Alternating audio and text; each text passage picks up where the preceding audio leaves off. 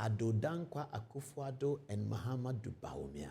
The 38% people getting into politics now, now that we are getting into the full glare of the conversation. I'd like to put the story this way. Samuel Ofosu-Ampofo is here congratulating Dr. Mahamudu Bawumia. Now, how did he congratulate Dr. Mahamudu Bawumia? Brushing through the news today in the office, I jumped onto this story. I quickly sent it to an NDC friend of mine and said, your Ofosu-Ampofo is saying something. He said, what is he saying? And they said, don't go and do mischief on TV today. I said, but what is the mischief? I'm just going to report the story. Is that mischief? My NDC friends are always very edgy and nervous about what I'm going to say on TV about these things when I share it with them. He quickly said, hey, don't go and do those your things. Okay, let's see the story. It comes up and it says, you don't have the story? I'm sure they do. It's about a digitalization process. And yeah, there's a story. This is Samuel Ofosu-Ampofo speaking on 26th August 2025.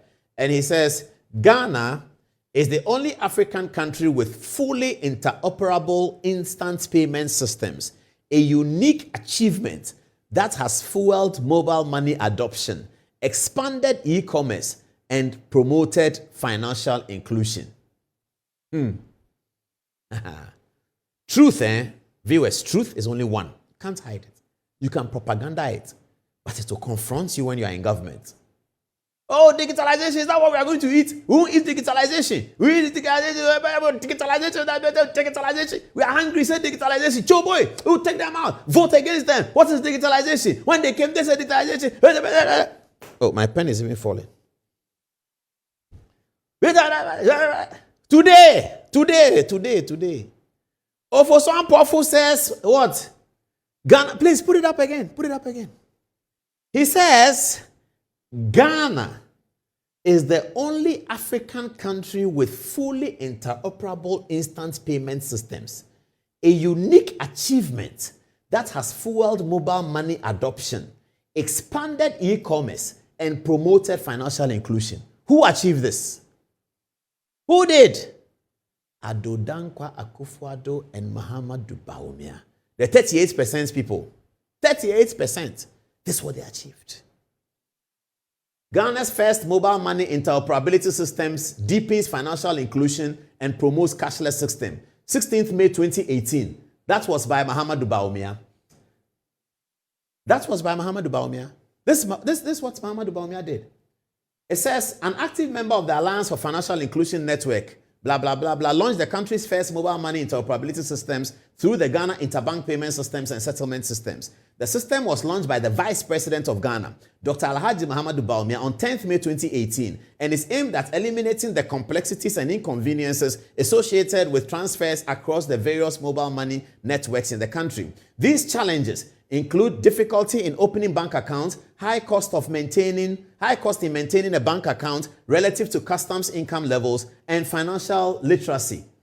Ghana's first mobile money interoperability deepens financial inclusion and promotes cashless society. 2018. 2025.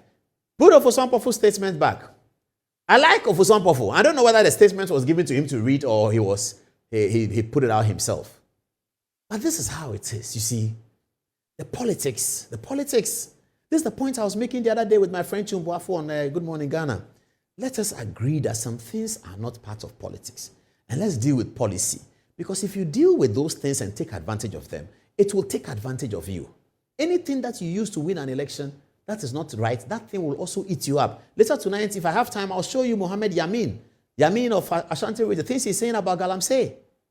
This Ofosu-Ampofo here, senior person in the NDC, one of the most senior persons, a political advisor to the vice president, acknowledging within 8 months of the NPP losing election and gaining only 38%, that in fact, the policy of digitalization has taken Ghana very, very far. Acknowledging that in fact, the policy of digitalization has taken Ghana very, very far.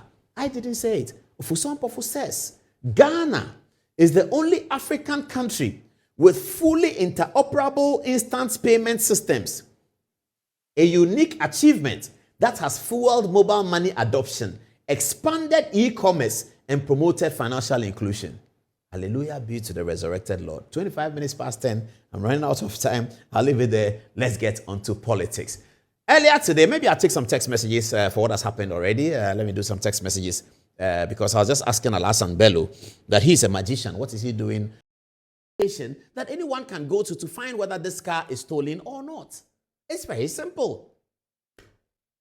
Kwesi Pratt was on Good Morning Ghana, and he was very offended by something he felt delivered very, very poor thinking in our society. Very, very poor thinking.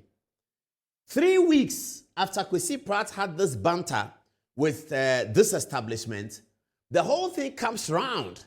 And Elvis Efrie Ankra now tells us that it's okay. The office is not working. Let's look at Kwesi Pratt on Good Morning Ghana. Have a look at this video. Elvis should show us how he's going to review prophecy. What method is he going to use to review prophecy? How does Elvis believe that God will give somebody a prophecy about somebody and God will refuse to show the person how to get in touch with that person? Okay. So let him tell us. Can I respond? Let him tell us.